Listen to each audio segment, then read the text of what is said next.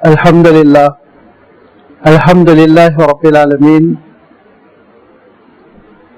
والصلاة والسلام على سيد المرسلين وعلى آله وأصحابه أجمعين أما بعد فقد قال الله تبارك وتعالى في القرآن المجيد والفرقان الحميد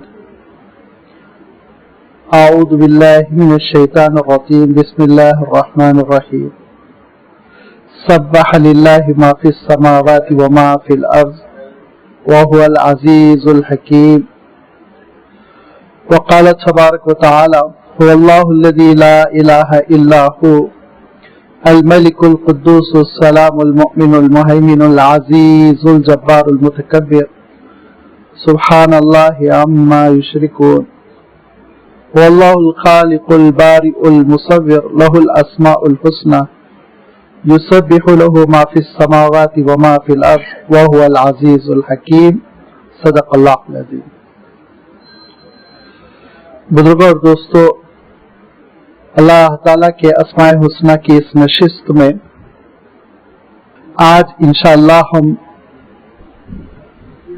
اللہ تعالیٰ کی ایک خاص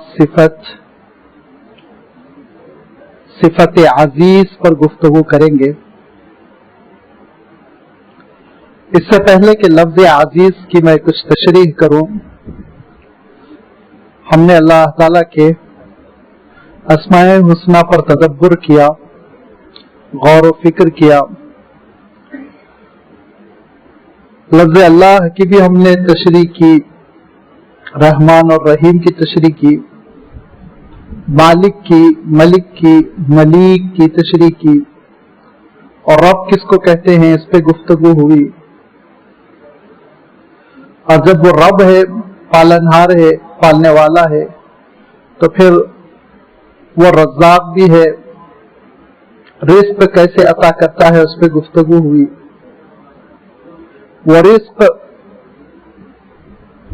دینے میں بڑی فراغی سے کام لیتا ہے، اور بعض موقعوں پر رزق عطا کرنے میں وہ اپنی مخلوق کو تنگی کا شکار کرتا ہے، اور خود اس نے اپنی یہ صفت الباسط والقابض بیان فرمائی، رزق میں کشادگی عطا کرنے والا، رزق میں تنگی عطا کرنے والا، اس پر بھی گفتگو ہوئی۔ جب رازق رزق دینے میں کشادگی سے کام لیتا ہے، رزق دینے میں کبھی کبھی تنگی اپناتا ہے، اسی ذیل میں یہ گفتگو بھی ہوئی کہ وہ عزتوں کا دینے والا اور عزتوں سے محروم کر دینے والا بھی ہے، المعز المذل۔ اور المعز المذل کی جب گفتگو ہوئی تو ہمارے سامنے یہ حقیقت بھی سامنے آئی کہ اس کا عالم یہ ہے کہ وہ عطا کرتا ہے تو بے حساب دیتا ہے، اور اس کا عالم یہ ہے کہ وہ نگہبانی فرماتا ہے، نگرانی فرماتا ہے۔ لہذا الرقیب، المہیمن، الحافظ، الحفیظ، یہ الفاظ پہ بھی گفتگو ہو چکی ہے۔ چونکہ المہیمن پر گفتگو ہوئی تھی تو قرآن مجید میں اللہ تعالیٰ نے سورۃ الحشر میں المہیمن کے بعد ہی جس صفت کا تذکرہ فرمایا وہ ہے صفت عزیز۔ سورۃ الحشر کی وہ آیت ابھی آپ کے سامنے پڑھی گئی، اور سورۃ الحشر میں اللہ تعالیٰ کی یہ صفت العزیز 3 مرتبہ آئی۔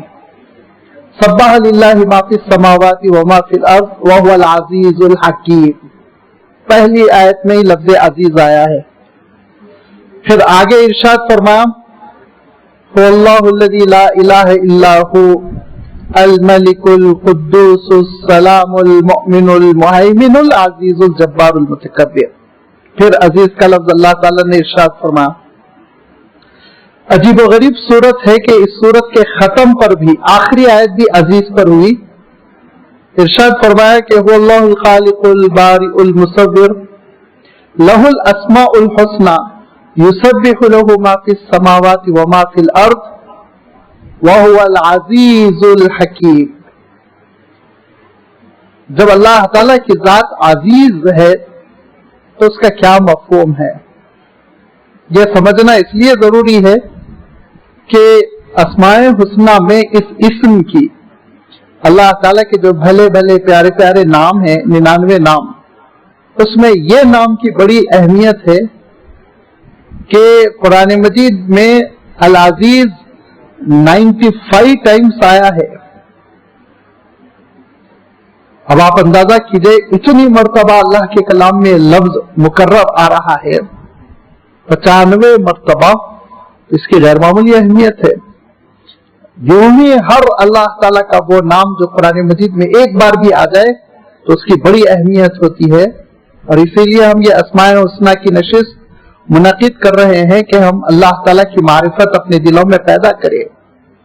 یہ اسماء حسنہ دراصل کیز ہیں، کنجیاں ہیں، کلید ہے اللہ تعالیٰ کی معرفت کی۔ اس کی ذات کو ہم جان سکتے ہیں، پہچان سکتے ہیں، اور جب اللہ تعالیٰ کی معرفت ہمارے دلوں میں پیدا ہوگی تو خود بخود محبت پیدا ہوگی کہ وہ کیسا احسان کرنے والا ہے، اس کا جمال کیسا ہے، اس کا کمال کیسا ہے۔ اور جب محبت پیدا ہو جائے گی تو ہماری زندگی میں بڑی تبدیلی ہوگی۔ نمازیں ایک فریضے کا لبادہ اتار پھینکنے کی کیفیت نہیں رہ جائے گی، بلکہ ایک شوق اور اشتیاق رہے گا، محبت کے ساتھ نمازیں ادا کی جائے گی۔ صدقات سوسائٹی کو دکھانے کے لیے نہیں ہوں گے، بلکہ اللہ تعالی کی خوشنودی، اس کی رضامندی کے لیے عجیب و غریب کیفیت کے ساتھ ادا ہوں گے۔ ہر عبادت میں آپ دیکھیں گے ایک روحانی رنگ پیدا ہو جائے گا۔ اسی لیے اللہ تعالیٰ نے تاکید کی کہ اللہ کے ناموں سے اللہ تعالیٰ کو پکارو، ان ناموں کو سمجھو، اور اسی لیے اللہ کے رسول صلی اللہ علیہ وسلم نے یہ بات ارشاد فرمائی، ان للہ 99 اسما، اللہ کے 99 نام ہیں، اور فمن احصاها فقد دخل الجنہ، جس نے ان کو پا لیا، سمجھ لیا، مفہوم اخذ کر لیا تو وہ تو جنت میں داخل ہو کر رہے گا۔ عجیب غریب زندگی پر اثر پڑتا ہے اللہ تعالیٰ کے اسماء حسنہ کو سمجھنے کی وجہ سے۔ ایمان بڑا راسخ ہوتا ہے، ایمان بڑا مضبوط ہوتا ہے۔ ابھی آپ دیکھیں گے کہ العزیز کے سلسلے میں جو باتیں سامنے آئے گی اس سے کیسے ہمارا اعتماد اور ایمان اللہ تعالیٰ کی ذات پر قوی ہو جائے گا کہ یہ وہ عزیز صفت ہے جو عربی کے اعتبار سے ٹریلیٹرل روٹ سے نکلی ہوئی ہے، عین زا زا۔ اس کا اصل جو روٹ ہے، اس کی اصل جو جڑ ہے وہ ہے عزہ، جس کو ہم اردو میں عزت کہتے ہیں۔ اردو میں جب ہم عزت کا لفظ استعمال کرتے ہیں تو ہمارے ذہن میں 20% میننگ رہتے ہیں، عربک کے جو 80% میننگ ہے وہ اردو میں شفٹ نہیں ہو سکے۔ اکثر عربی کے الفاظ کے ساتھ یہ حادثہ ہوا ہے کہ عرب سے جب ہندوستان الفاظ منتقل ہوئے، ایک بڑی ووکیبلری ہے جو عربک کی اردو میں داخل ہوئی، لیکن معنوں کے اعتبار سے وہ خوبصورتی باقی نہیں رہی، وہ وسعتیں باقی نہیں رہی جو خود عربی میں موجود ہے۔ لفظ حکیم ہے، حکمت کس کو کہتے ہیں عربی میں، آپ غور کر لیجئے، اردو میں آ کے کتنا وہ محدود ہو گیا۔ اسی طرح لفظ عزیز ہے اور عزتن ہے، اردو میں منتقل ہو کر بڑا محدود ہو گیا۔ اردو میں ہم کہتے ہیں عزت دینا، ریسپیکٹ کرنے کے معنوں میں بس اتنا ہی ہے، لیکن عربی میں عزتن کا آپ استعمال دیکھیں گے کہ دو طرح سے ہوا ہے۔ سبحان ربک رب العزت عما یصفون، عزت والا رب، یہ استعمال ہوا، بالکل صحیح ہے، اللہ تعالیٰ کے لیے عزت ہے۔ خود اللہ تعالیٰ نے ارشاد فرمایا وَلِلَّهِ الْعِزَّةُ وَلِرَسُولِهِ وَلِلْمُؤْمِنِينَ، عزت تو بس اللہ کے لیے ہے، رسول کے لیے ہے، اہل ایمان کے لیے ہے۔ یہ استعمال بھی سمجھ میں آ رہا ہے۔ ترجمہ ہم یہاں پر احترام سے، ریسپیکٹ سے کر لے، سیٹ ہو جائے گا، ٹھیک ٹھاک رہے گا۔ لیکن آپ دیکھیں گے کہ قرآن مجید میں سورۃ البقرہ میں اللہ تعالیٰ نے عزت کا لفظ ایک ایسے مقام پر استعمال کیا جہاں احترام کا ترجمہ، ریسپیکٹ کا ترجمہ صحیح نہیں ہو سکتا۔ अखज़तहुल इज़्ज़तु बिल इस्मि फहस्बुहु जहन्नम, इरशाद फरमाया। वहां पे उसको एहतराम ने आ पकड़ा और वो जहन्नम में गया। आप तर्जुमा कैसे करेंगे? नामुमकिन है, मफ़हूम ही बिगड़ जाएगा। यहाँ सूरतुल बकरा में अल्लाह ताला ये बात इरशाद फरमा रहा है कि बाज ऐसे जिद्दी लोग होते हैं, हठधर्म लोग होते हैं कि जब उनसे कहा जाता है वकील लहु तक़िल्लाह, अल्लाह का तक़वा इख्तियार करो, तो रिएक्शन क्या होता है? फ़अख़ज़तहुल इज़्ज़तु बिल इस्मि। अब आप तर्जुमा क्या करेंगे, जरा गौर कीजिए, क्वेश्चन मार्क लगाकर आगे बढ़िए। सूरत साद में अल्लाह ताला इरशाद फरमाता है बलिल लज़ीना कफरू फी इज़्ज़तिन व शिक़ाक़, काफिर इज्जत और शिकाक में पड़े हुए हैं। अब आप इज्जत का तर्जुमा यहां भी क्या करेंगे, सोचने की बात है। तो मालूम यह हुआ कि इज्जत सिर्फ एहतराम के मानों में नहीं है, मालूम यह हुआ कि इज्जत सिर्फ रेस्पेक्ट के मानों में नहीं है, कुछ और है। लिहाजा जब आप अरबी की वो डिक्शनरीज देखेंगे, बाजारी किस्म की नहीं जो स्टूडेंट्स के लिए लिख दी जाती हैं उर्दू में, इंग्लिश में, बल्कि जो सोर्स हैं, जैसे लिसानुल अरब है, जैसे अल मुफरदात लिरागिब अल अस्फहानी है, जैसे ताजुल उरूस है, जैसे अस्सिहा है, ये वो बड़ी डिक्शनरीज हैं जो 8-8, 9-9 जिल्दों में हैं और ये मराजे की किताबें हैं। इनमें जब आप तलाश करेंगे इस लफ्ज की असल को, तो एक बड़ी खूबसूरत तशरीह लिखी गई। उस खूबसूरत तशरीह को आप पकड़ लीजिए, इंशाअल्लाह आप जो अजीज की बहस चलती चली जाएगी वो पूरी समझना आसान हो जाएगा। इज्जतुन की तशरीह उन्होंने की, अल हालतुल मानिअतु मिन अन तुगलब, ऐसी सिचुएशन और ऐसी हालत को इज्जत कहते हैं जिसमें उस पर गलबा नहीं हासिल किया जा सकता, कंट्रोल नहीं किया जा सकता। मिन अन तुगलब, गलबा आप कंट्रोल नहीं कर सकते, ऐसी सिचुएशन में कोई चीज है तो उसके लिए इज्जतुन का लफ्ज अरबी में आता है। अब इस तशरीह को आप ज़हन में रखिए और उसके बाद जो पहली आयत मैंने सूरतुल बकरा की पढ़ी, वो इज़ा क़ील लहु तक़िल्लाह, बाज ऐसे जिद्दी लोग होते हैं जब उनसे कहा जाता है ऐ अल्लाह के बंदे अल्लाह का तक़वा इख्तियार करो, फ़अख़ज़तहुल इज़्ज़तु बिल इस्म, उसका तर्जुमा होगा तो उसको घुमंडीपन और गुरूर ऐसा कंट्रोल में कर लेता है कि वो बात मानता ही नहीं है। सूरत साद में आप तर्जुमा कीजिए बलिल लज़ीना कफरू फी इज़्ज़तिन व शिक़ाक़, बल्कि मुनकिर इनकार पर जमे हुए हैं, क्यों? फी इज़्ज़तिन, गुरूर की वजह से। एक ऐसी सिचुएशन है उनके ऊपर, ऐसी हालत तारी हो गई है उन पर, वह ऐसी सूरत हाल से दो चार है कि उन पर कोई चीज कारगरी नहीं हो रही, उन पर कोई चीज काम ही नहीं कर रही, असर ही नहीं कर रही। ये जिद्दीपन की कैफियत के लिए अल्लाह ताला ने वहां पर यह लफ्ज इरशाद फरमाया बलिल लज़ीना कफरू फी इज़्ज़तिन। कोई भी यह तर्जुमा नहीं कर सकता। आप उठाकर देख लीजिए, कुरान मजीद के मुख्तलिफ तर्जुमे आपके सामने होंगे कि ये तर्जुमा किसी ने नहीं किया, बल्कि इनकार करने वाले एहतराम में हैं, नहीं, इनकार करने वाले गुरूर में पड़े हुए हैं, हठधर्मी में पड़े हुए हैं, कोई चीज उन पर असर नहीं कर रही है। ऐसी सूरत हाल है उनके साथ कि तब्दीली उनके अंदर पैदा नहीं हो रही है। ये कैफियत है जिसकी वजह से वो ईमान नहीं ला रहे हैं।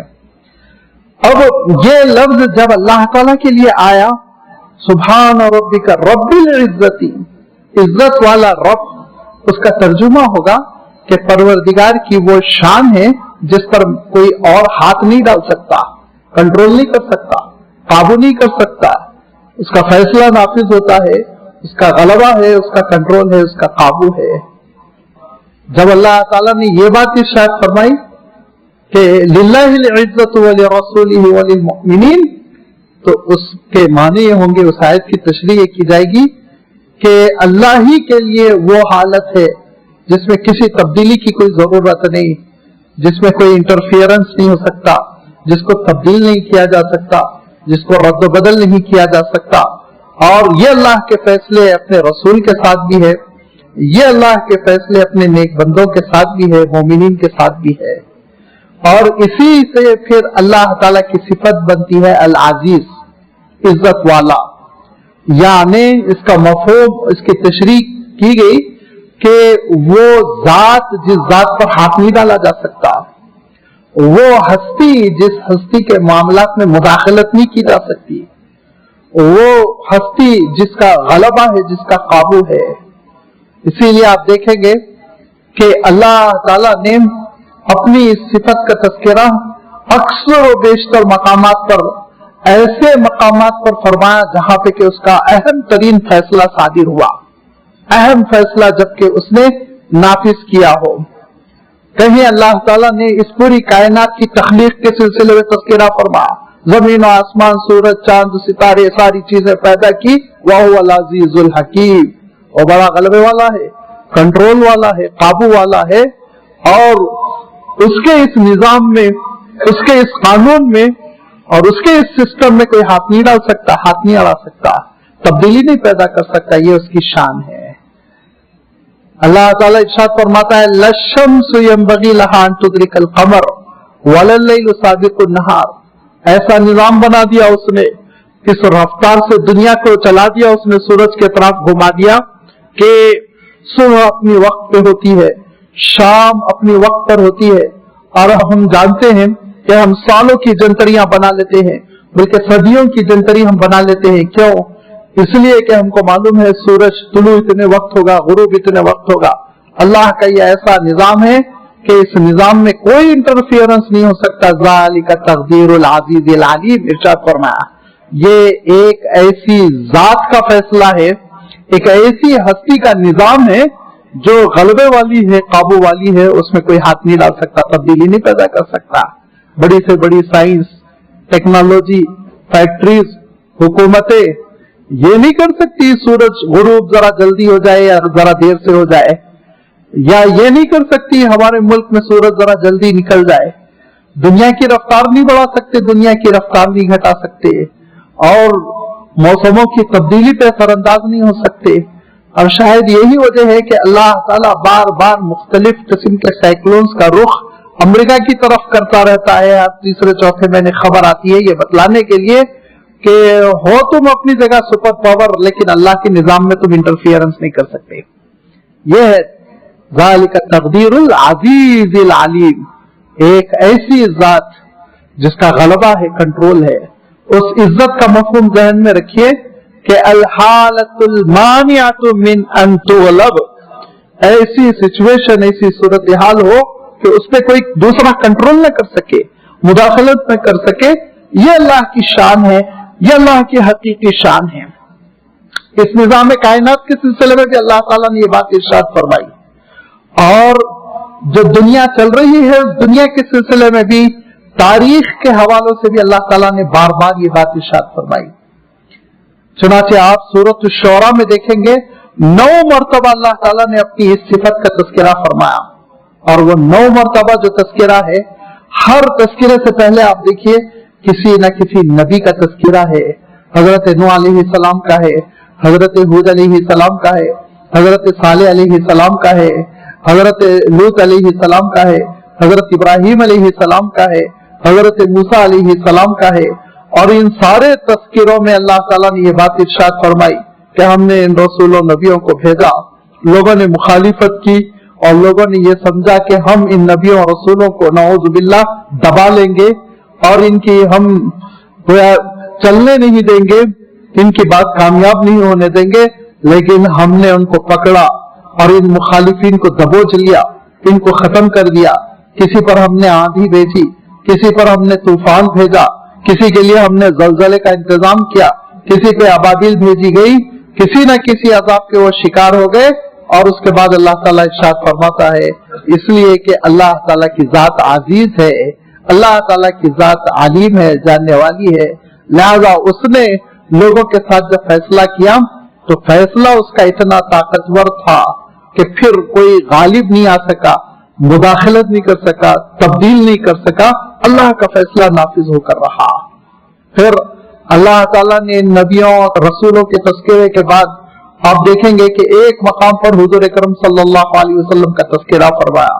بڑا طویل تذکرہ ہے اور वो तस्करा है जंग बदर का।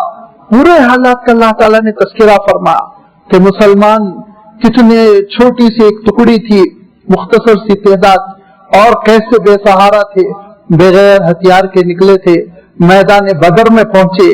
तो मालूम ये हुआ कि सिचुएशन बड़ी खतरनाक है, क्योंकि मैदान बदर का जो ऊपर का हिस्सा है उस पर दुश्मन है और नीचे मुसलमान है।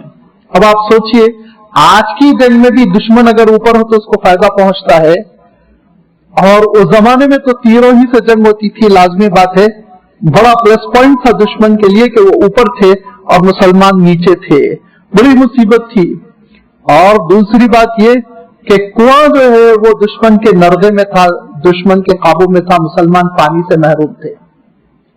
बाकी तीसरी चीज तो आप खुद जानते हैं कि तारीख बताती है दुश्मन 1000 था, मुसलमान 313 थे, और दुश्मन के पास 300 घोड़े थे, मुसलमानों के पास कुल 2 घोड़े थे, और दुश्मनों के पास सैकड़ों ऊंट थे, मुसलमानों के पास 10 ऊंट थे, या एक रिवायत के मुताबिक 17 ऊंट थे। और आलम यह था कि दुश्मन हर किस्म का हथियार, तीर भी उनके पास थी, तलवारें भी उनके पास थी, मिजन्ना जिसको शिल्टर कहते वो भी, और मुसलमानों के पास ये कि किसी के पास आधी तलवार टूटी हुई, किसी के पास पुरानी जंगालू तलवार, बड़ा इनाम हथियार। इस मौके पे अल्लाह ताला इरशाद फरमाता है कि हमने ये फैसला किया कि हम मुसलमानों की मदद करेंगे। हालांकि अगर आप तजिया करें हालात का तो लाजमी बात है मुसलमानों को शिकस्त होना चाहिए था, हर लिहाज से शिकस्त होना चाहिए था। सिचुएशन उनके हक में नहीं थी, हथियार तैयारी उनके हक में नहीं, और नंबर उनके हक में नहीं, तादाद उनके हक में नहीं। लेकिन अल्लाह ताला इरशाद फरमाता है हमने फैसला किया कि हम मुसलमानों की मदद करेंगे, क्योंकि नबी और रसूल की दुआ थी। लिहाजा अल्लाह ताला ने जब फैसला किया तो रात हुई तो अजीब गरीब बात यह हुई, पानी बरस गया, बारिश हुई। मौसम बारिश का नहीं था, अल्लाह का हुक्म हुआ, बारिश पड़ना था कि ऊपर से पानी बह बह कर आया और नीचे तालाब बन गया। एक गड्ढे में पानी इतना जमा हो गया जैसे कि हाउस। अब मुसलमानों का आलम यह हुआ कि पानी का जखीरा मिल गया, नंबर 1। नंबर 2, बड़ी घबराहट थी। अल्लाह ताला ने इरशाद फरमाया, इतने मुसलमान घबरा रहे थे, इतने मुसलमान घबरा रहे थे। इससे पहले एक साहब ने एक मर्तबा एतराज किया, आप ये कैसे कह सकते, उसमें तो हजरत उमर थे, हजरत हमजा थे। भाई मैं थोड़ी कह रहा हूं, अल्लाह ताला कह रहा है, कअन्नमा युसाकुना इलल मौत। अल्लाह ताला इरशाद फरमाता है कि सीने फट रहे थे मारे हैबत के, मुसलमान ये महसूस कर रहे थे कअन्नमा युसाकुना इलल मौत, मौत की तरफ ले जाया जा रहा है। ये आलम था मुसलमानों की घबराहट का। लेकिन अजीब गरीब बात ये हुई, रात होते होते मुसलमानों की आंख लग गई, सो गए मुसलमान। इन पुरखतर हालात में दुश्मन सर पे खड़ा हुआ है 1000, और हथियार से लैस है, ढोल बजा रहा है, जंग की तैयारी कर रहा है। मुसलमानों के ऊपर अल्लाह ताला ने नींद तारी की। इरशाद फरमाया हमने नींद तारी की, हमने नींद तारी की। अल्लाह ताला इरशाद फरमाता है अब मुसलमान सो गए, और 3-4 घंटे सोने के बाद जब रात में 3 बजे आंख खुली तो देखा हाउस भर के पानी है। अब बेपनाह खुश हो गए मुसलमान, उन्होंने गुस्ल किया, वजू किया, नमाज तहज्जुद के लिए खड़े हो गए। इत्मीनान हो गया कि अल्हम्दुलिल्लाह, अब हमने अल्लाह के दरबार में हाजिरी दे दी, अब जान भी चली जाएगी, कोई मसला नहीं है, बहुत साफ है। तहज्जुद पढ़ ली, फजर की नमाज अदा कर ली, और उसके बाद से जब रोशनी हुई, सूरज बरामद हुआ, तो अजीब व गरीब बात यह हुई कि बारिश होने की वजह से ऊपर कीचड़ हो गया और पैर फिसलने लगे, और नीचे रेत जमा हो गई, पैर जम गए। वो फिसल फिसल के गिरने लगे, उनके लिए मुसीबत हो गई, और मुसलमानों के पैर जम गए, मुसलमानों के लिए जंग लड़ना आसान हो गया। लिहाजा सूरत हाल तब्दील हो गई। अल्लाह ताला इरशाद फरमाता है ये सब क्यों हुआ, इसलिए कि इन्नल्लाह हुवल अजीजुल हकीम, अजीज जात थी। इरशाद फरमाया एक गलबे वाली जात थी, एक हालात को काबू में कर लेने वाली जात थी, ये जो सारे इंतजाम अंजाम दे रही थी। लिहाजा उस जात के फैसले से कोई एक सरे मुंह इनहराफ नहीं कर सकता, उसमें कोई इंटरफियरेंस नहीं हो सकता, मुदाखलत नहीं कर सकता। ये अल्लाह ताला का फैसला था। वमन नस्रु इल्ला मिन इंदिल्लाहिल अजीजिल हकीम। ऐ मुसलमानों, मदद ना अमेरिका से थी ना रूस से थी, कहां से थी? वमन नस्रु इल्ला मिन इंदिल्लाहि, उस अल्लाह की जानिब से थी, अल-अजीज जो इज्जत वाला है, गलबे वाला है, कंट्रोल वाला है, और उसके फैसले को नाफिज होने से दुनिया की कोई ताकत, कायनात की कोई ताकत रोक नहीं सकती। लिहाजा फिर उसके बाद से आप जानते हैं कि दिन भर जो जंग लड़ी गई तो उसमें हालात ही बदल गए, और अल्लाह ताला ने इस छोटी सी टुकड़ी को वो कामयाबी दी कि कम मिन फिअतिन कलीलतिन गलबत फिअतन कसीरतन बिइज़्निल्लाह, बड़ी 3 गुना बड़ी जमात पे वो गालिब आ गए, और 70 बड़े बड़े सुरमा उनके मारे गए, 70 बड़े बड़े लोग उनके गिरफ्तार हो गए, और पहली धाक थी मुसलमानों की जो अहले कुफ्र के दिलों पर बैठ गई थी। यह है अजीज, उसके फैसले नाफिज होकर रहते हैं, इज्जत वाला है, काबू वाला है, कंट्रोल वाला है। वहां आप देखेंगे कि अल्लाह ताला ने अजीज के साथ ज्यादातर हकीम का लफ्ज इस्तेमाल किया। गिनने वालों ने गिना कि 45 मरतबा अल अजीजुल हकीम आया है कुरान मजीद में, 45 मरतबा अजीजुन हकीमुन दोनों को जमा किया गया। इसमें एक बड़ा अच्छा वाकया भी है कि एक साहब सूरे हज की आयत तिलावत कर रहे थे, अस्सारिकु वस्सारिकतु फक़्तऊ ऐदियहुमा जज़ाअम बिमा कसबा व नकालम मिनल्लाहि वल्लाहु गफूरुर रहीम। गलती से उन्होंने गफूरुर रहीम कहा। मैं समझता हूँ यहाँ भी कोई हाफिज होंगे कि गलत ये पढ़ दिया उन्होंने आखिर में गफूरुर रहीम।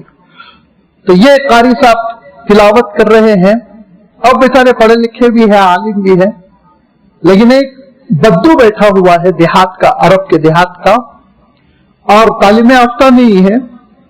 बज़ाहिर उसका लिबास, उसकी हैयत बता रही है सीधा साधा भोला भाला किसान है, लेकिन वो कारी साहब की तिलावत सुन के चौंकता है, उछल जाता है। हम लोगों का मसला ये होता है, हम आजमी जो है ना बहुत देर में पहुंचते हैं क्या गलती हुई, लेकिन अरब जो है फौरन चौंक जाता। दिल्ली की एक मस्जिद में एक अरब मेहमान आए हुए थे, वो दुनियावी तालीम याफ्ता थे, आलिम दीन नहीं थे, और मुअज्जिन वो अज़ान दे रहे थे, और अज़ान देते हुए उन्होंने एक छोटी सी गलती की, और इंडिया में वो गलती करने पर बड़े बड़े उलमा भी होंगे तो नहीं टोकेंगे, मुझे मालूम है, लेकिन वो अरब तिलमिला गए। कैसे तिलमिला गए मैं बताता हूँ। अशहदु अल्ला इलाहा इल्लल्लाह, अशहदु अल्ला इलाहा इल्लल्लाह। उसके बाद मुअज्जिन साहब ने गलती कर दी, अशहदु अन्ना मुहम्मदर रसूलुल्लाह। इंडियन के लिए कुछ भी नहीं है, इंडियन कहेंगे पेश के बजाय जबर पढ़ दिया, भाई ठीक पढ़ो, इतना ही बोलेगा। मुफ्ती भी होगा तो यही बोलेगा, मुफ्ती होगा तो जरा टेक्निकल जबान में बोलेगा कि जम्मा के बजाय फतहा हो गया, अभी गलती हो गई, आइंदा से तस्हीह कर लो। लेकिन एक अरब बैठे हुए थे, वो अरब उछल गए, और उनके ऊपर क्या असर हुआ वो बताता हूं। जब जैसे ही मुअज्जिन ने कहा अशहदु अन्ना मुहम्मदर रसूलुल्लाह, उन्होंने कहा वफीमा बाद, और आगे क्या बोलने वाला है बोल। क्यों? इसलिए जब हम ये कहते हैं अशहदु अन्ना मुहम्मदर रसूलुल्लाह, इस जम्मे की वजह से क्या माने हुए हैं मालूम आपको? इस जम्मे की वजह से पेश, जिसको आप उर्दू में कहते हैं, इस पेश की वजह से माने हो जाते हैं मैं गवाही देता हूं कि मोहम्मद सल्लल्लाहु अलैहि वसल्लम अल्लाह के रसूल है। यह है तर्जुमा, मैं गवाही देता हूं कि मोहम्मद अल्लाह के रसूल है। और फतह से जब आप पढ़ देंगे अशहदु अन्ना मुहम्मदन रसूल अल्लाह, सिर्फ फतह आपने किया, इतनी तब्दीली। अब तर्जुमा क्या हुआ जरा गौर कीजिए, मैं गवाही देता हूं अल्लाह के रसूल मोहम्मद, कंप्लीट है सेंटेंस जरा। मैं गवाही देता हूं अल्लाह के रसूल मोहम्मद, यानी कुछ बोलना है भी मुझे, आ गए चले गए वफात पा गए, कोई चीज खबर कोई आना चाहिए। ये इंडियन जहन फौरन फैसला नहीं कर सकता, लेकिन अरब फौरन फैसला करता है। इसीलिए उन्होंने कहा सुनो बात जालिक, क्या बोलना चाह रहा, आगे बोल, खत्म क्यों कर दिया, रुक क्यों गया। एक और लतीफा हुआ हरम में, अरबी हजरात जान सकते, बड़ा अजीब गरीब लतीफे हो जाते। जब कभी हम हज और उम्रे के लिए जाएं तो इस बात का एहतमाम करें, अपनी जबान में जितनी हो सके दुआएं करें। हाँ, जो कुरान पाक की दुआएं अच्छी तरह याद है वो आप अरबी में कीजिए। हर मौके की अरबी की दुआ जल्दी जल्दी रट कर जाते हैं तो उसमें बड़ा मसला हो जाता है। यहाँ एक साहब तवाफ करते हुए दुआ कर रहे थे कि वला तुगादिर ज़नबन, تو پیچھے ایک عرب تھے, انہوں نے کہا ولا تغادر ذنبا. انہوں نے پھر کہا, مول صاحب مجھے ذنبن ہی یاد دلائے, دل میں سوچا ولا تغادر ذنبن. انہوں نے پھر عرب پیچھے سے کہنے لگے ولا تغادر ذنبا. انہوں نے پھر کہا ولا تغادر ذنبن. اب عرب تل ملا گیا اور کہا الا وقطعت یا اللہ. اب ترجمہ کیا ہوا میں آپ کو بتاؤں. ولا تغادر ذنبن کے معنی اللہ میرا کوئی گناہ نہ چھوڑیے, آپ معاف کر دیجئے, سارے گناہ معاف کر دیجئے. اور ذنبن کے معنی اللہ دم مت چھوڑیے, دم تیل. جب ایک مرتبہ انہوں نے تصحیح کی, دوسری مرتبہ تصحیح کی, تیسری مرتبہ بھی یہی غلطی ہوئی تو کہا اللہ اس کی دم کاٹ دیجیے. کہا مارے جھلا کے انہوں نے کہا الا وقطعتها, اللہ اس کی دم ہی کاٹ دیجیے. آپ تھوڑے سے اعراب کے فرق کی وجہ سے معنوں میں بڑی تبدیلی ہو جاتی ہے. عجمی ذہن ذرا پہنچتے پہنچتے دیر کرتا ہے, عرب فوراً پہنچتا ہے.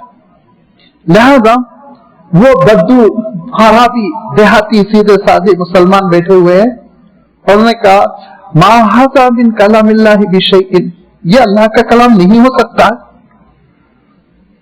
السارق والسارقۃ, چور مرد چور عورت, فقطعوا ایدیہما, ان کا ہاتھ کاٹا جائے گا.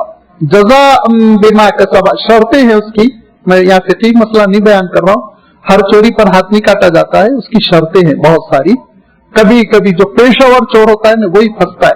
یاد رکھیے اسلام کی جتنی سزائیں ہیں وہ سزائیں اس وقت ہی جاری ہوتی ہیں جبکہ ایک آدمی لگاتار کر رہا, کیونکہ کنڈیشنز اسلام نے اتنی لگا دی. مال جو ہے محفوظ کیا گیا تھا, لاک لگایا گیا تھا, مال قیمتی تھا, اور چور جو ہے قحط کا زمانہ نہیں تھا, کھاتے پیتے عالم میں ایسی چوری اس نے کی. تب جا کے پھر وہ جج جو ہے, اور عام آدمی بھی نہیں, جج اسلامی جج کو اختیار ہے وہ حکم دے کے ان کا ہاتھ کاٹا جائے. تو اللہ تعالیٰ کا یہ حکم ہے قرآن مجید میں, اس کو ہم تعزیز کہتے ہیں, تعزیرات کہتے ہیں, اسلامی قانون ہے. لہذا اللہ تعالیٰ شاید فرماتا ہے کہ دیکھو جب چور مرد ہو یا عورت ہو اور وہ تحقیق کو پہنچ جائے معاملہ, تو ان کا ہاتھ کاٹو. جزاء بما کسبا, جو کیا نا انہوں نے کالے کرتوت, اس کے بدلے میں نکالم من اللہ, اللہ کی جانب سے عبرتناک سزا کے طور پر. واللہ غفور الرحیم پڑھ رہا ہے قاری, اس کے معنی اللہ تعالیٰ بخشنے والا معاف کرنے والا ہے. دیہاتی کہہ رہا ہے ما ھذا من کلام اللہ بشیء, یہ اللہ کا کلام ہو ہی نہیں سکتا. جب اس نے یہ کہا تو قاری صاحب کو فوراً احساس ہوا کہ میں غلط پڑھ گیا. لقمہ مل گیا ایک طرح سے, انہوں نے پھر صحیح پڑھا, واللہ عزیز حکیم پڑھا انہوں نے, جو آئے تھے اصل اوریجنل آئے, واللہ عزیز حکیم. اب جو میں آپ کو بتانا چاہ رہا ہوں, اس بدو نے جو تفسیر کی, اس بدو نے جو تشریح کی, وہ قابل غور ہے. کہا ہاں فقد عزا فحکما, عزا فحکما, کہ وہ ذات عزیز ہے, کنٹرول والی ہے, قابو والی, تبھی تو اس نے حکم دیا. فحکما عزیز حکیم, کہ ہاں وہ قابو والا ہے, عزت والا ہے, کنٹرول والا ہے, اور اس کو حق ہے کہ وہ فیصلہ کرے, ججمنٹ کرے ہاتھ کاٹنے کا. فقط عزا وحکما, یہ اللہ تعالیٰ نے قرآن مجید میں متعدد مقامات پر 45 سے زائد مقامات بتائے گئے جہاں عزیز حکیم کا لفظ الف لام کے ساتھ یا بغیر الف لام کے, العزیز الحکیم یا عزیز الحکیم, یہ اللہ تعالیٰ نے استعمال فرمایا. اور ان سارے مقامات پر دیکھ لیجئے کہ یہ اللہ تعالیٰ بتا رہا ہے کہ یہ اس کے فیصلے ہیں, جو فیصلے وہ نافذ کر رہا ہے. کوئی نہیں ہے جو اس کے فیصلوں کو روک سکتا ہے, اور اس کے فیصلوں کے پیچھے ایک حقیقت ہے, ایک حکمت ہے, ایک لاجک ہے, اور اس کو حق ہے کہ وہ حکم دے, اس کو حق ہے کہ وہ ان فیصلوں کو نافذ کرے. یہ اللہ تعالیٰ نے اتنے مقامات پر ارشاد فرمایا. اس کے علاوہ آپ دیکھیں گے اللہ تعالیٰ نے القوی العزیز کا تذکرہ فرمایا, وہ ہے طاقتور, لہذا کوئی اس کی ذات پر ہاتھ ہی نہیں ڈال سکتا. القوی العزیز بھی کہا گیا. العزیز الحمید کا لفظ بھی آیا, وہ غلبے والا ہے, قابو والا ہے, عزت والا ہے, قابل ستائش بھی ہے, قابل تعریف بھی ہے.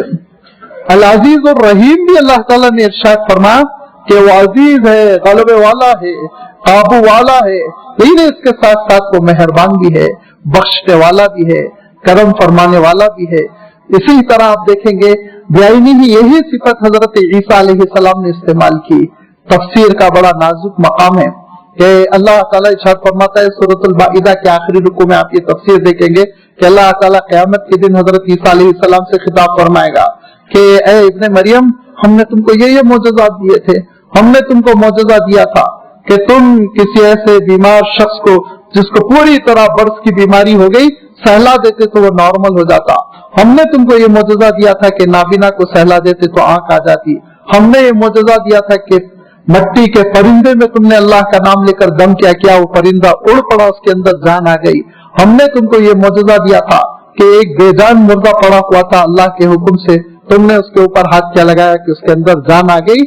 हमने तुमको इतने मोजज़ात देने के बाद यहूदियों की साजिश से तुमको बचाया, वो तुम्हारे मुखालिफ हुए जा रहे थे, बेइज्जती कर रहे थे, तुम्हारी जान के दुश्मन हो रहे थे, हमने तुमको ऊपर उठाया, हमने तुम्हारे साथ एजाज का मामला किया। इन सब के बदले में क्या तुमने लोगों से कहा था कि तुम्हारी इबादत की जाए, तुम्हारी वालदा की इबादत की जाए? तो हज़रत ईसा अलैहिस्सलाम थर्रा जाएंगे, कांप जाएंगे, रो पड़ेंगे, घबरा कर ये कहेंगे कि माँ मरतनी इल्ला मा कुल्तु लहुम, अल्लाह मैंने उनको वही हुक्म दिया था जिसका आपने मुझे हुक्म दिया कि अल्लाह के सिवा किसी की इबादत न करो। और जब तक मैं उनके दरमियान रहा, उनको राह रास्त पर लगा रखा, मैं उनको रोकता रहा कि तुम गलत काम न करो। फलम्मा तवफ़्फ़यतनी फ़इन्नमा अंता रक़ीब अलैहिम, जब मुझे तूने उठा लिया उसके बाद आप निगरान है, क्या क्या आपने किया वो मुझे पता नहीं, अब ये आपके मुजरिम है। फ़इन तग़फ़िर लहुम फ़इन्नहुम इबादुक, अल्लाह अगर आप माफ कर दे तो ये आपके बंदे हैं। व इन तुअज़िबहुम फ़इन्नहुम इबादुक, अगर आप इनको सजा आप दे, आपके बंदे हैं, आप जला के फेंक दीजिए, आपकी मखलूक। व इन तग़फ़िर लहुम, और अल्लाह अगर आप इनको माफ कर दे तो क्या कहना चाहिए? फ़इन्नका अंतल गफूरुर रहीम कहना चाहिए ना। अल्लाह अगर आप इनको माफ कर दे तो आप माफ करने वाले, लेकिन हजरत ईसा अलैहिस्सलाम ये नहीं कहेंगे। फ़इन तग़फ़िर लहुम फ़इन्नका अंतल अज़ीज़ुल हकीम, आप गलबे वाले हैं, जो फैसला करना है करिए, कौन रोक सकता है आपको फैसले से। वहां लफ्ज़ अजीज इस्तेमाल किया गया। लिहाजा पता चला कि जहां अल्लाह के गैर मामूली फैसले, जैसे कि मैंने कहा कायनात की तख्लीक के सिलसिले में हो या इंसानी तारीख के सिलसिले में हो, वहां फैसलों के साथ अल्लाह ताला ने लफ्ज़ अजीज इरशाद फरमाया। और अजीज का हम जो तर्जुमा करेंगे वो गलबे वाला, कंट्रोल वाला, काबू वाला, जिसका फैसला नाफिज होकर रहे। इसीलिए मुल्क मिस्र का जो हुक्मरान होता था उसको अजीज कहते हैं, और यही वो अजीज था, नाम नहीं है ये। इम्रअतुल अजीज जो सूरह यूसुफ में आया, किसी साहब का नाम नहीं है, ओहदा है। हुक्मरान की बीवी ने, बादशाह की बीवी ने, शहंशाह की बीवी ने, कंट्रोलर जिसको कंट्रोल था उसकी बीवी ने हजरत यूसुफ अलैहिस्सलाम से ये कहा। वो पूरा वाक़या आप अपने ज़हन में ताज़ा कर लीजिए। और फिर हजरत यूसुफ अलैहिस्सलाम जब हुक्मरान बन गए, काबू में आ गया पूरा महल, पूरी सल्तनत और पूरी माल और दौलत की तकसीम हजरत यूसुफ अलैहिस्सलाम के हाथों आ गई, तो हजरत याकूब अलैहिस्सलाम के वो 10 साहिबजादे जो हजरत यूसुफ अलैहिस्सलाम से बड़े थे, जिन्होंने हजरत यूसुफ अलैहिस्सलाम को कुएं में डाला था, वो कहत की वजह से वो हाजिर हुए। और हाजिर होने के बाद क्या कहा? या अय्युहल अजीजो, ऐ हुक्मरान, ऐ कंट्रोल वाले, ऐ काबू वाले बादशाह, हमारे साथ आप मामला कीजिए कि हम बहुत थोड़ी सी कीमत लेकर आए, गल्ले की कीमत हमारे पास नहीं है, बस आप अज़राए करम हमको गल्ला इनायत फरमाइए। तो हज़रत यूसुफ अलैहिस्सलाम ने कहा क्या लाए हो कीमत? तो बताया देखिए ये, तो देखा उसमें कुछ प्याले हैं, कुछ प्लेटें हैं, घर का बर्तन है। कहा हज़रत यूसुफ अलैहिस्सलाम ने रख दो। कहा इनके कितने ऊंट है? कहा 10 ऊंट है, 10 ऊंट पर हम आए। कहा क्यों, कितने भाई हो? 11 भाई है। तो कहा 11वां क्यों नहीं आया? कहा वो अब्बा उनको छोड़े नहीं। कहा अच्छा ठीक है, 10 ऊंट भर इनको गल्ला दे दो, एक ऊंट पे जितना आ सकता है, 1 कुंटल आधा कुंटल जो भी मकदार आ सकती है, 10 ऊंट का गल्ला उनको दे दिया गया। और उसके बाद से हर थैले में हजरत यूसुफ अलैहिस्सलाम ने एक ना एक बर्तन वापस भेज दिया, ताकि ये पता चले कि हजरत यूसुफ अलैहिस्सलाम ने बड़ी दरिया दिली से काम लिया। और कहा देखो लेकिन आइंदा आओ तो 11 पूरे आना, वरना मैं गल्ला नहीं दूंगा। चुनाचे काफिला चल पड़ा, और जब हजरत याकूब अलैहिस्सलाम के घर पहुंचे और गल्ला ऊंटों से उतारा गया, थैलों से खाली किया गया, तो देखा बिज़ाअतुना रुद्दत इलैना, सामान पूरा का पूरा वापस आ गया। फिर उसके बाद से वो दोबारा हजरत बिन्यामीन को लेकर आए, 11वें भाई को भी लेकर आए। پھر 1 سال کے بعد غلہ مانگا تو حضرت یوسف علیہ السلام نے بنیامین کو روک لیا، اور اس کے بعد سے پھر 10 بھائیوں کو کہا تم واپس جاؤ، ایک خاص انداز میں بنیامین کو روکا، مجھے وہ تفصیل میں جانا نہیں ہے۔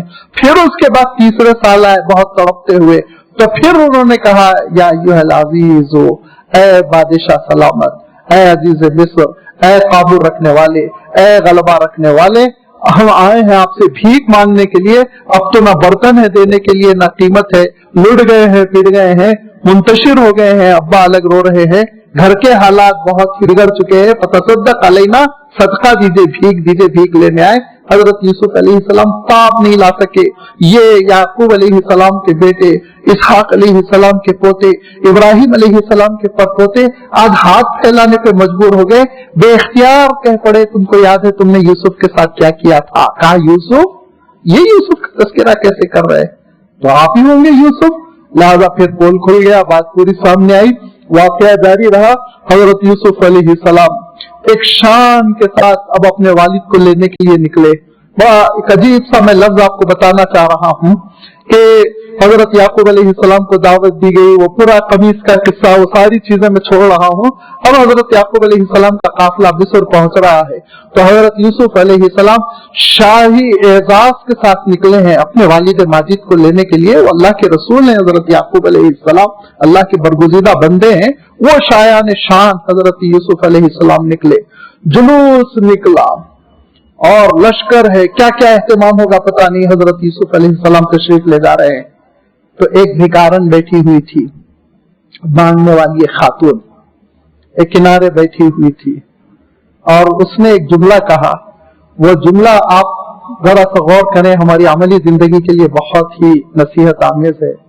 اس خاتون نے، اس عورت نے حضرت یوسف علیہ السلام کے قافلے کو اور یہ شان و شوکت کو دیکھ کر کہا کہ کم عزیز ذلیل بالمعصیہ و کم ذلیل عزیز بالطاعہ، کتنے عزیز تھے، حکومت رکھنے والے، شان رکھنے والے، کنٹرول رکھنے والے، غلبہ رکنے والے، وہ ذلیل ہو گئے نافرمانی کی وجہ سے، اور کتنے کمزور تھے، نہتے تھے، مظلوم تھے، معصوم تھے، وہ عزیز ہو گئے، حکمران ہو گئے، عزت والے بن گئے، اطاعت کے ذریعے سے، فرما برداری کے ذریعے سے۔ امام ابن کثیر رحمۃ اللہ علیہ لکھتے ہیں وہ دراصل زلیخا تھی جو لٹ چکی تھی، پٹ چکی تھی، اور معاشی حالت اتنی خراب ہو گئی تھی، بھیک مانگنے پہ مجبور تھی۔ وہ کہنے لگی کتنے، وہ عزیز مصر تھی، عزیز مصر کی بیوی تھی، ملکہ تھی، محل کی بیگم تھی، وہ کہنے لگی کتنے عزت والے تھے، معزز تھے اور شان والے تھے، وہ آج ذلیل ہو گئے اور پھٹکار میں پڑے ہوئے ہیں بالمعصیتی، معصیت کی وجہ سے، نافرمانی کی وجہ سے۔ اور کتنے ذلیل تھے، پریشان تھے، کمزور تھے، نہتے تھے، وہ آج حکمران بنے ہوئے فرما برداری کی وجہ سے، تقوی کی وجہ سے۔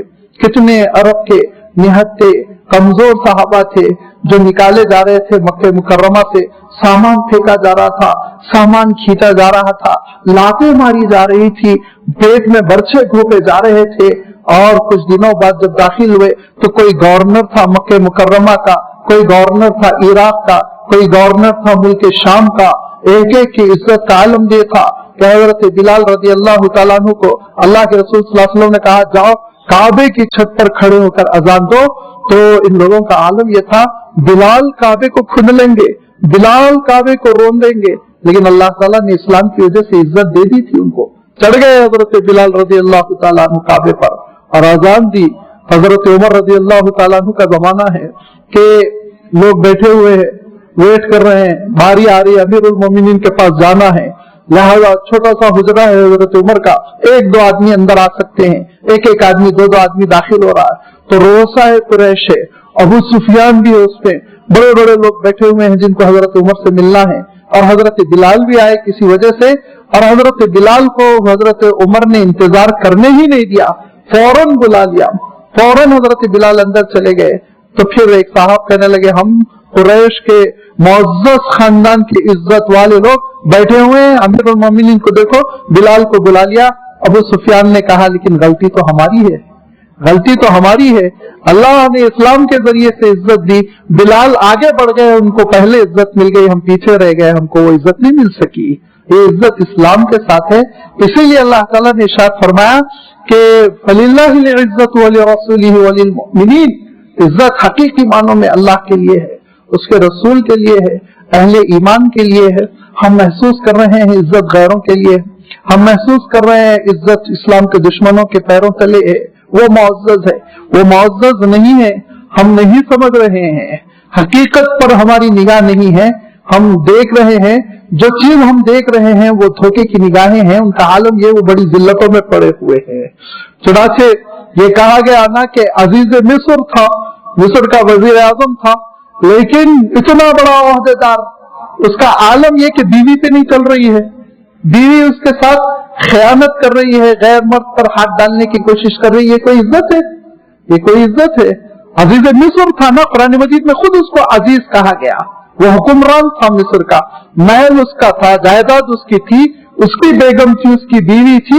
لیکن بیگم یہ ہے کہ بددیانت ہے, خیانت کر رہی ہے, غیر مرد سے مطالبہ کر رہی ہے کہ وہ اس سے تعلقات قائم کرے.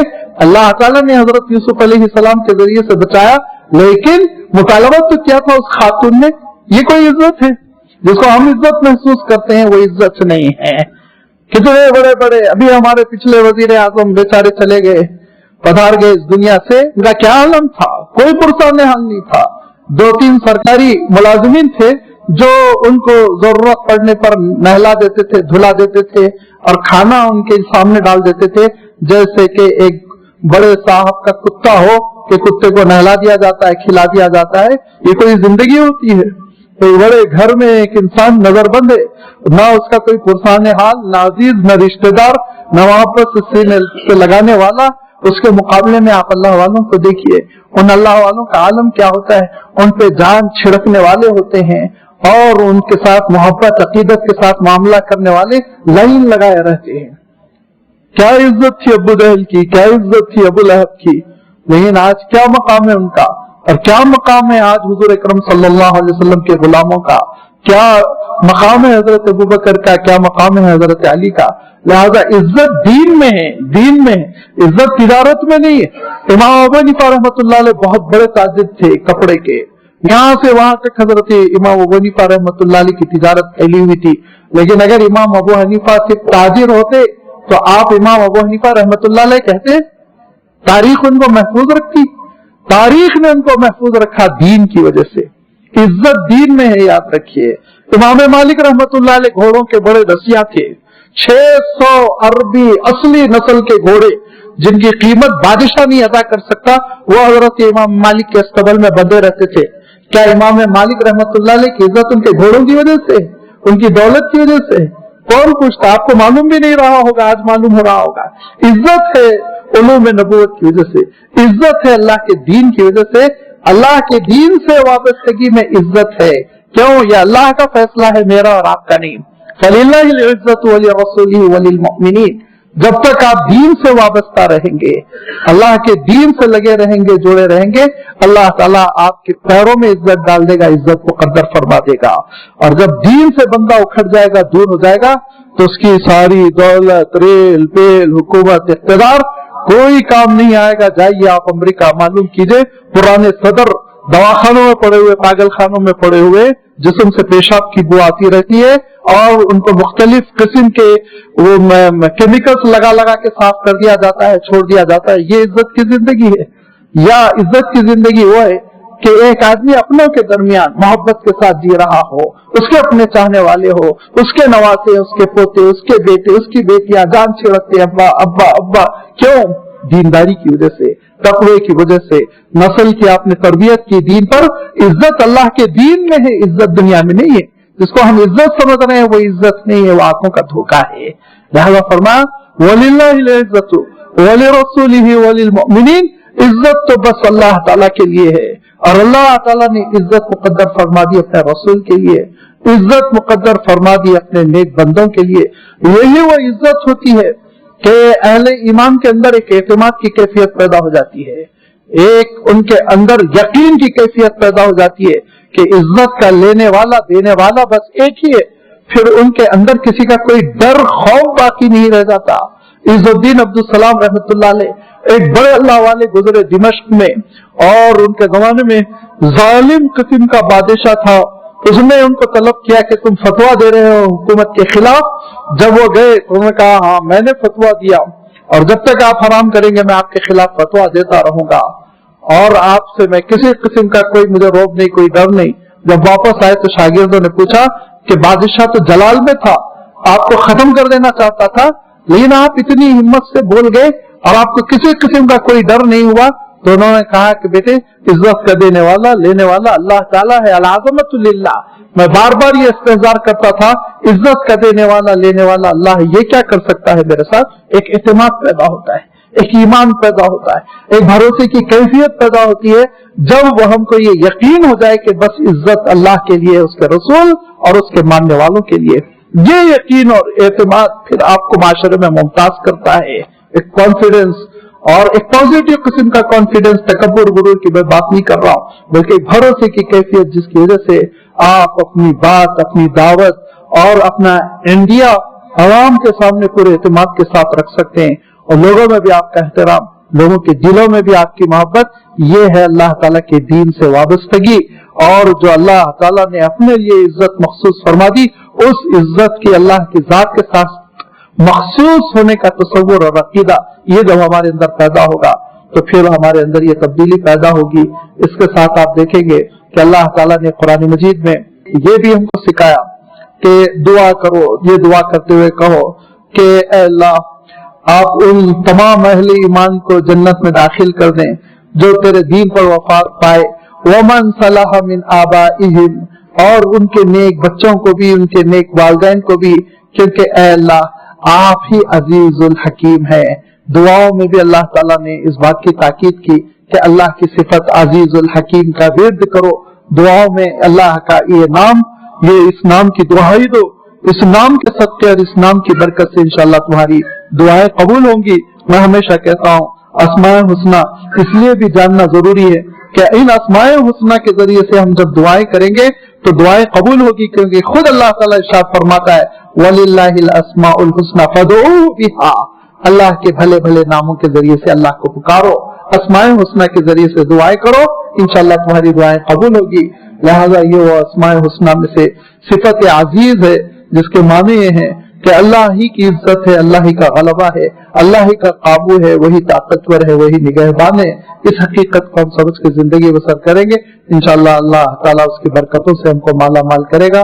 व आखिर दावाना अनिल हम्दुलिल्लाहि रब्बिल आलमीन।